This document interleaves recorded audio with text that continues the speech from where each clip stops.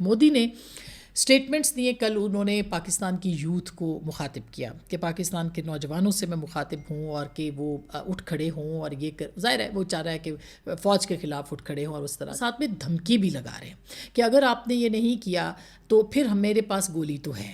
تو آپ نے پہلے بھی گولی چلائی تھی مودی جی، اور آپ کی گولی جو تھی وہ پلٹ کے آپ کے سینے میں لگی ہے.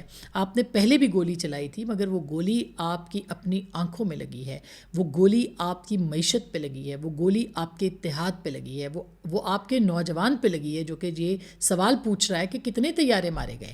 وہ آج بھی آپ کی جو جنتا ہے وہ آپ سے یہ سوال کر رہی ہے کہ کتنے طیارے مارے گئے، پہلے ان کی تفصیلات بتائیے. اور آپ مسلسل جھوٹ بول رہے ہیں. پاکستان کے اندر بالکل اندرونی مسئلے ہیں اور آپ نے دیکھا ہوگا اچانک فالٹ لائنز ابھر آئی ہیں. کبھی سندھ سے کچھ فالٹ لائنز جو ہے وہ کام کر رہی ہیں، کبھی بلتستان سے باتیں ہو رہی ہیں. تو یہ اندرونی محاذ پہ ہمیں بہت سارے چیلنجز کا سامنا ہے، لیکن ظاہر ہے ان کی سپورٹ کہیں نہ کچھ تو موجود ہے کہ اچانک یہ سب چیزیں جو ہیں وہ نکل آئی ہیں. تو پاکستان اس کو بھی انشاءاللہ جو ہے وہ کر لے گا کور، اور بالکل کرے گا. دیکھنے کی کیا ضرورت ہے پاکستان کے ریاستی اداروں کو کہ یہ جو ایک طرح سے اکسا رہے ہیں، کوئی بھی بلیک سوان خدا نہ خواستہ اللہ نہ کرے وہ ہو سکتا ہے. بہت زیادہ ہندوستان کی طرح ہمیں اٹینٹیو رہنے کی ضرورت ہے، اور ہندوستان جو سوچ رہا ہے، جو سازش کر رہا ہے، مودی کے ہر لفظ کو، ہر بیان کو اگنور نہیں کرنا چاہیے. پبلک گیلریز کے لیے نہیں ہے.